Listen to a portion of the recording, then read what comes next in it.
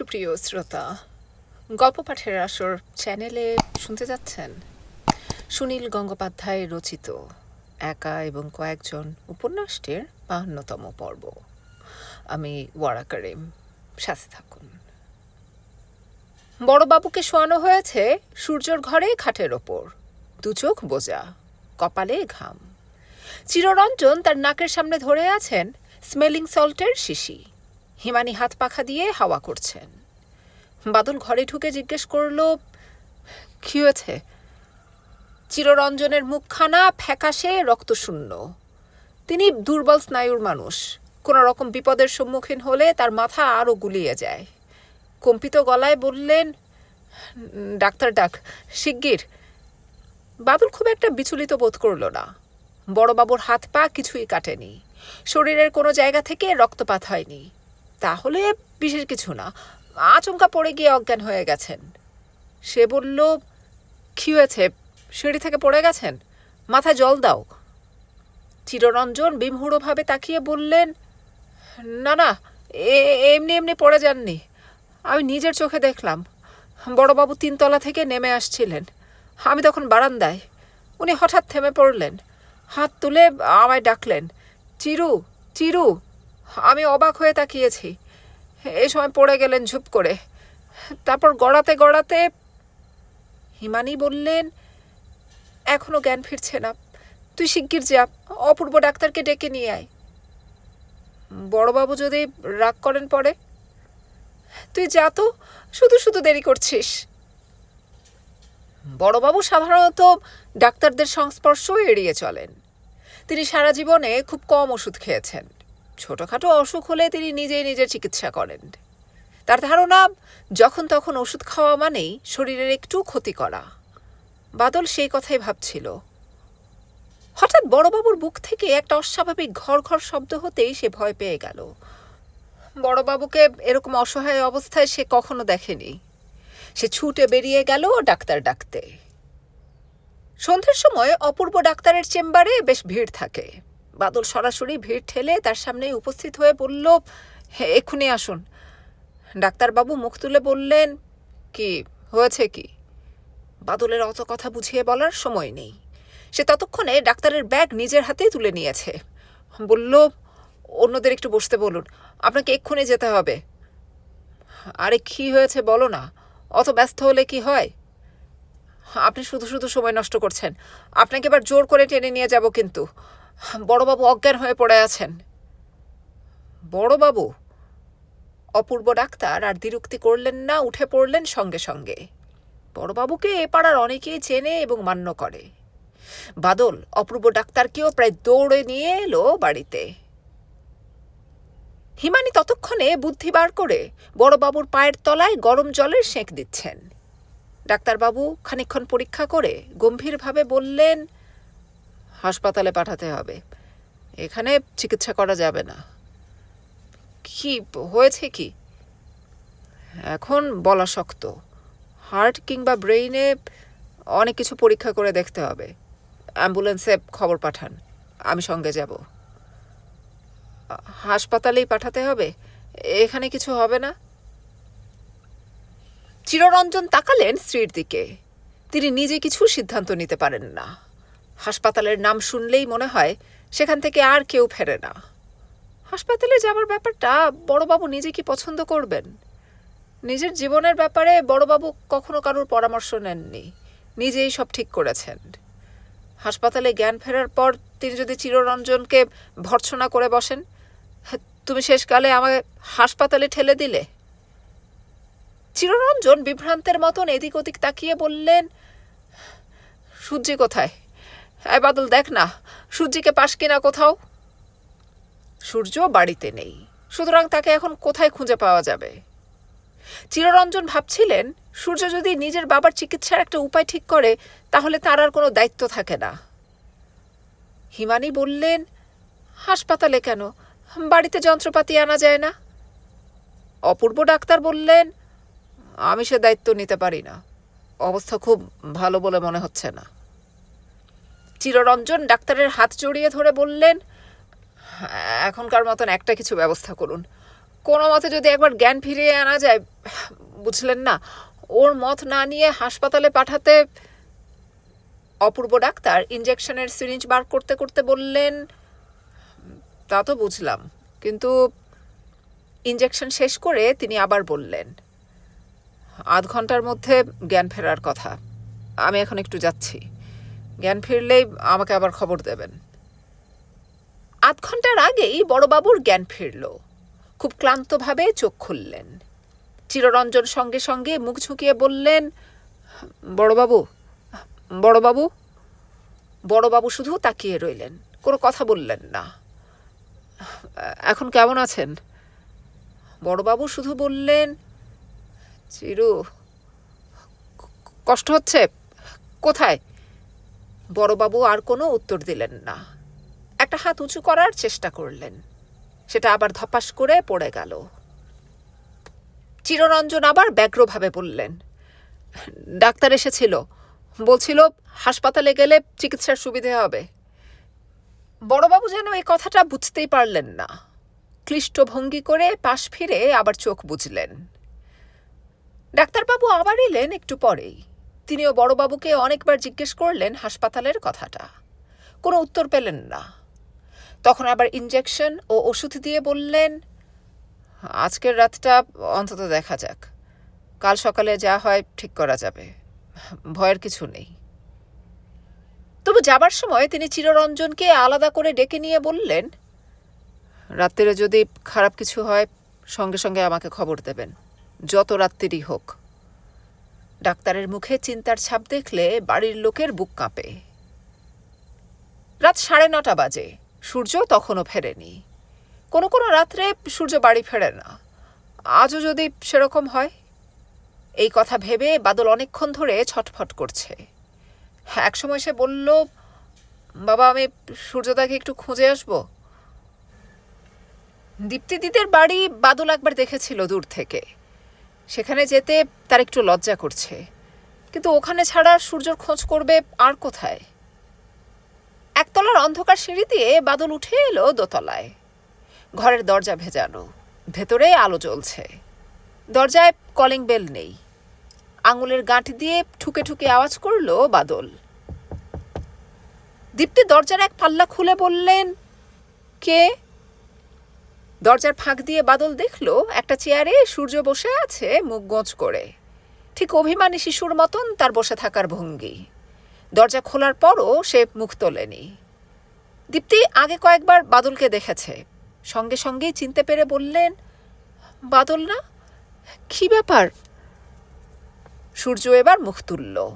বাদল ঘরের মধ্যে ঢুকে বলল, সূর্যদা, তোমাকে এক্ষুনি বাড়ি যেতে হবে। সূর্যর মধ্যে একটুও চঞ্চলতা দেখা গেল না।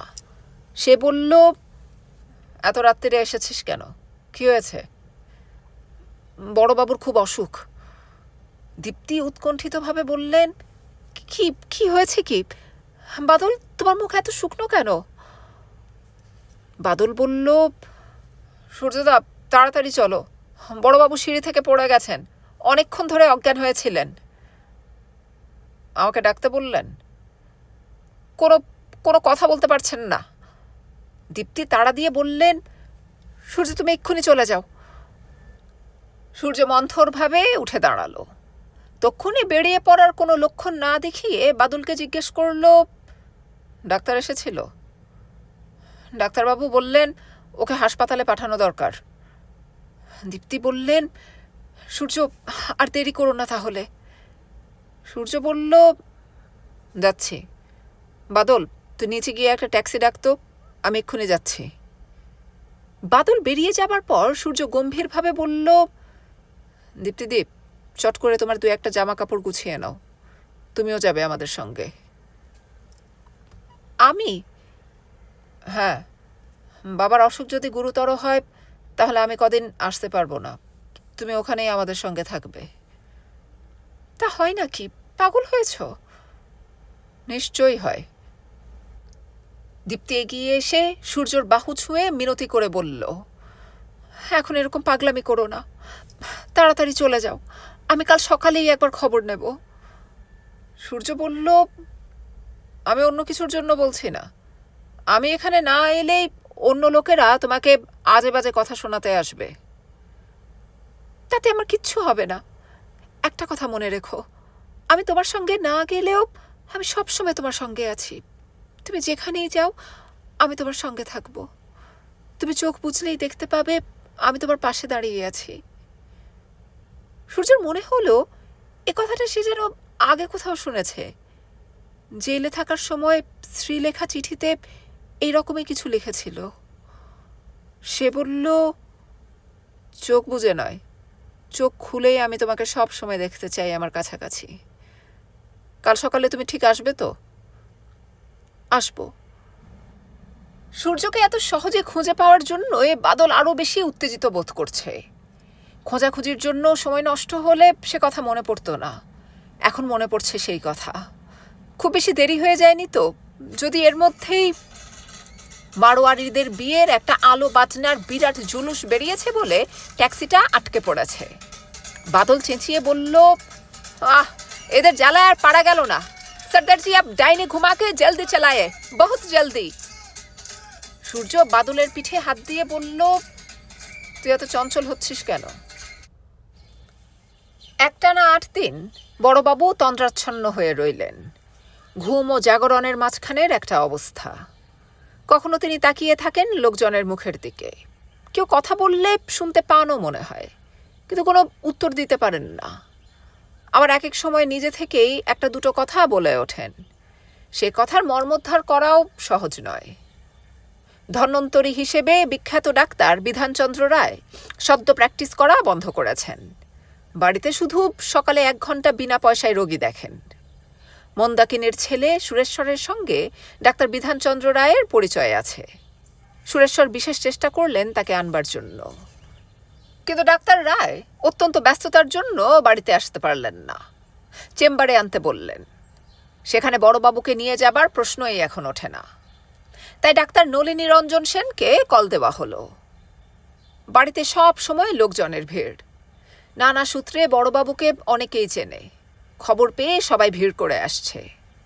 সকলেই একবার অন্তত রোগীর কাছে গিয়ে জানতে চায়, আমি এসেছি, আমাকে চিনতে পারছেন তো? ভিড় সামলানোই মুশকিল। সূর্য এই কদিন একবারও বাড়ি থেকে বেরোয়নি। বাদলও সবসময় তার সঙ্গেই থাকে। বাড়িতে একটা থমথমে ভাব। সকলেই বড়বাবুর ঘরের মধ্যে বা কাছাকাছি থাকে সব সময়। 2 জন নার্স রাখা হয়েছে দিনে ও রাত্রে পালা করে থাকার জন্য। পাড়ার ডাক্তার প্রত্যেক দিন 3-4 বার করে আসেন। 9ম দিন দুপুরের দিকে বড়বাবু চোখ খুলে 2 বার বললেন, মা মা। চিররঞ্জন বারান্দায় ছিলেন, ছুটে এলেন। বড়বাবু অনেকটা পরিষ্কারভাবেই বললেন, চিরু, আমি ভালো আছি। চিররঞ্জনের শুকনো মুখে বিদ্যুতের মতন আলো ফুটে উঠল। কয়েকদিনেই চিন্তা ভাবনায় চিররঞ্জন অনেক রোগা হয়ে গেছেন। কাছে এগিয়ে এসে বললেন, আপনাকে অনেক ভালো দেখাচ্ছে। যন্ত্রণা যন্ত্রণা আছে? বড়বাবু বললেন, না, এবার বোধহয় ধাক্কাটা সামলে উঠব। আমাকে একটু তুলে ধরো তো।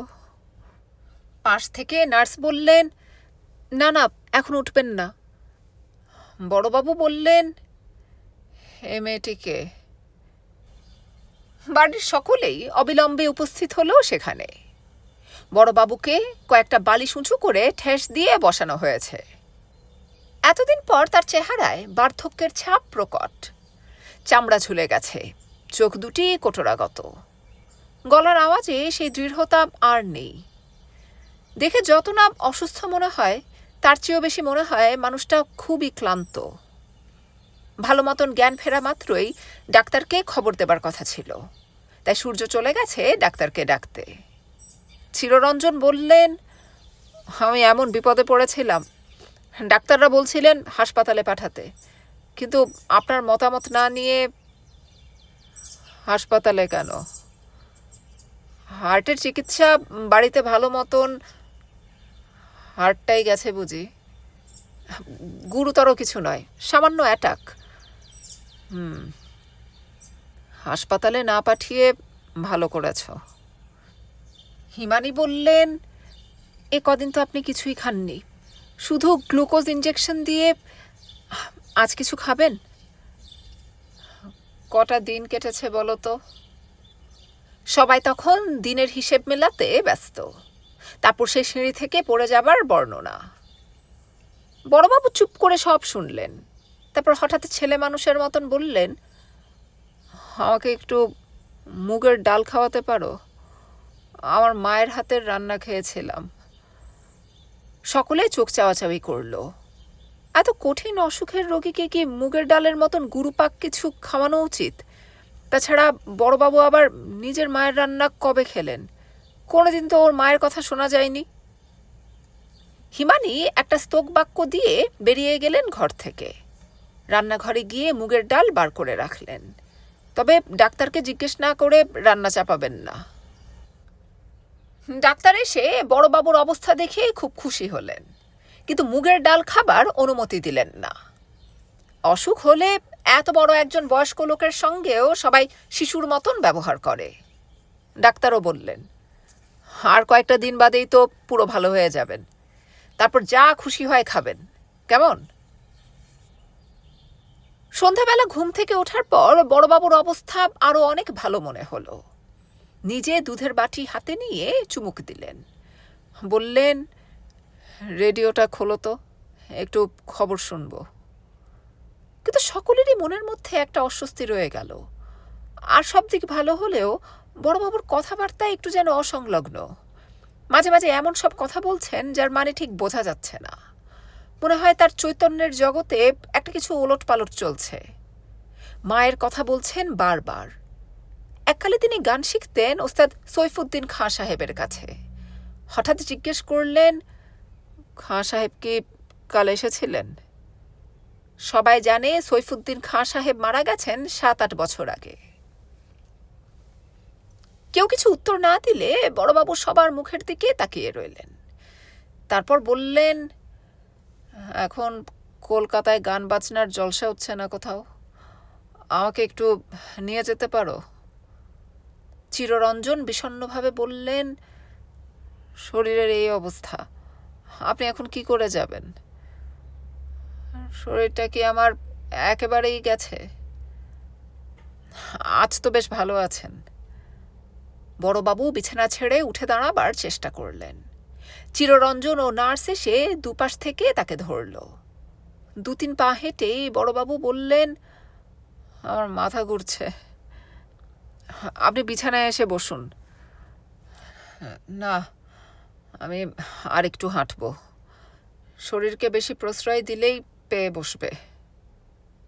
চিররঞ্জন ও নার্সের কথা অগ্রাহ্য করে বড়বাবু ঘর থেকে বেরোবার চেষ্টা করছিলেন। তখন সূর্য এসে বলল, বিছানা থেকে নামা আপনার একদম বারণ।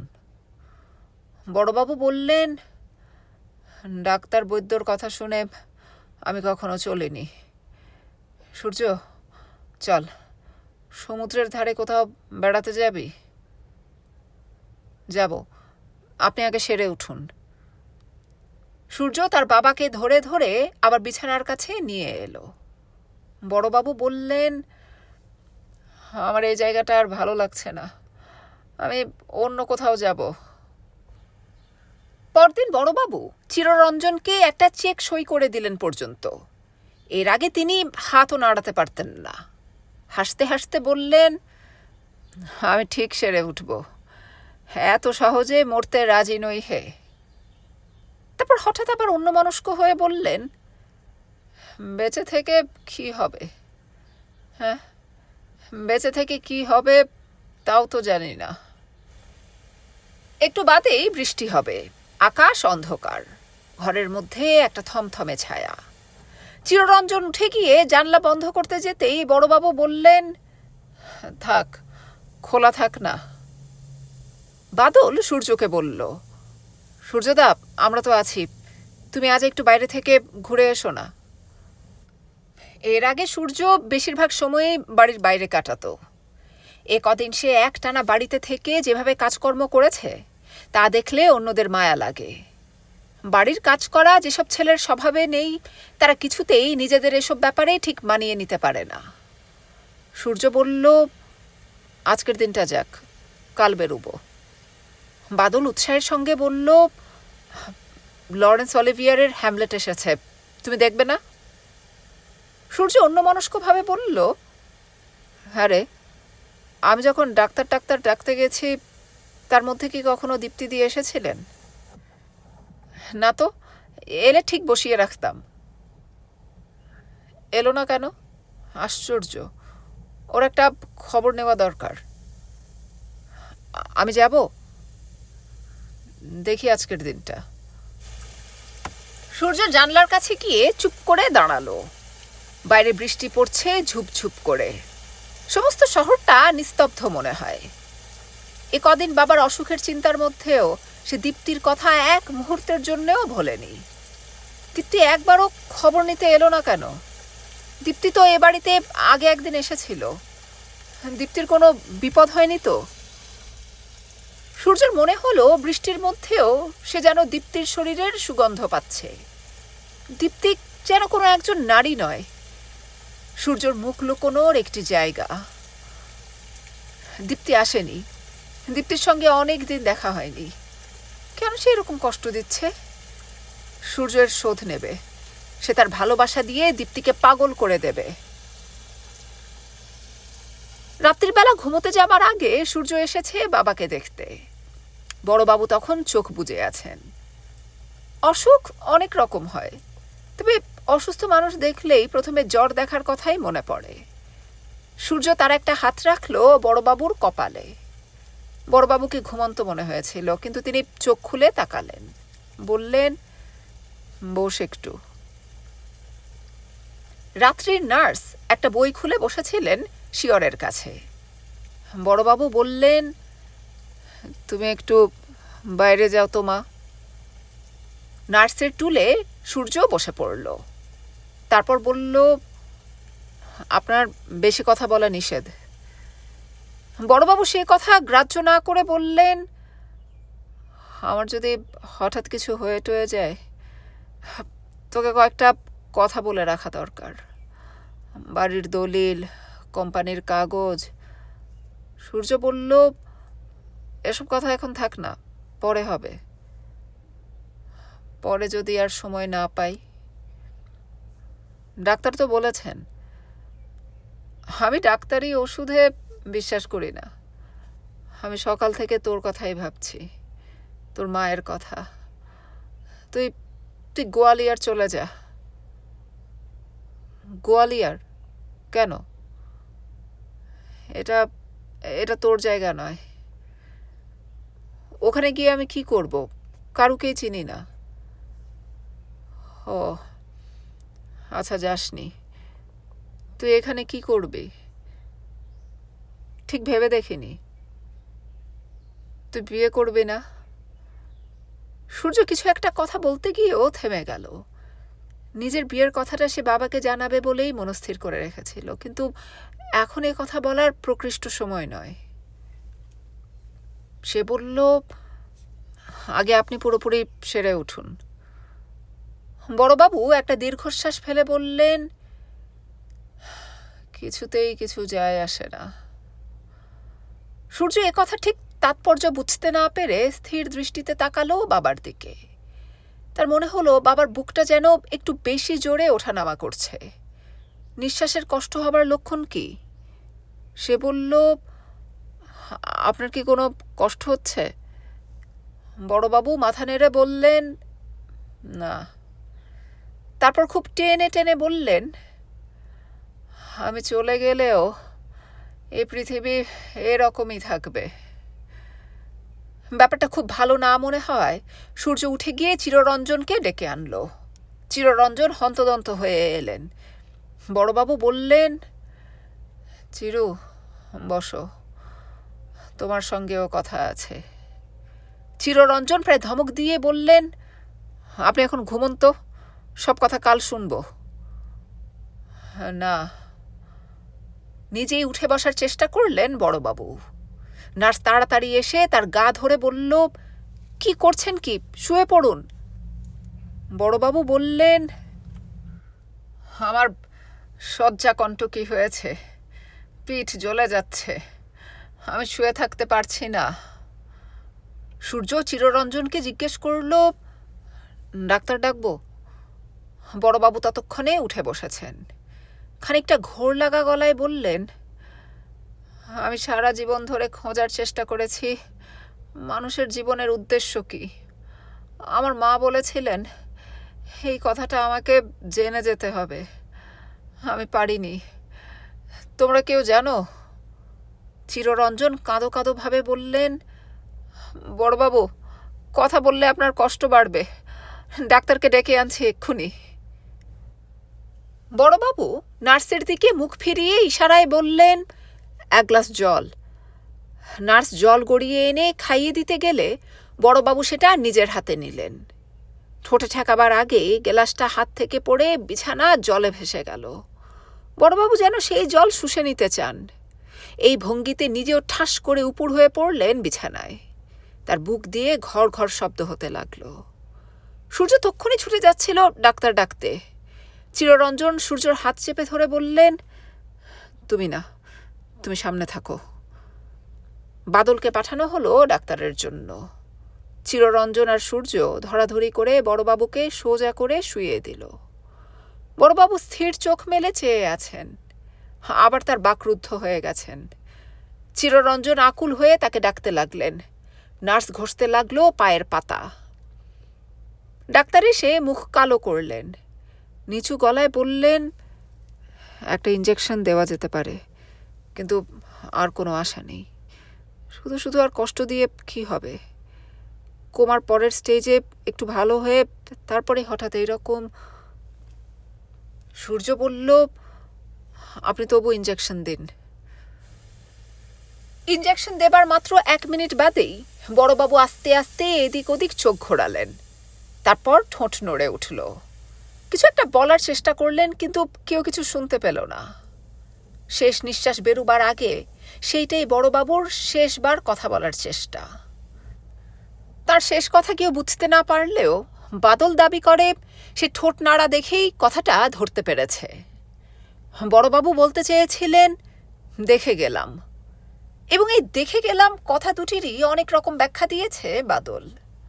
তার মতে বড়বাবুর সারা জীবনের চরিত্রের সঙ্গে এই কথা দুটি মিলে যায়।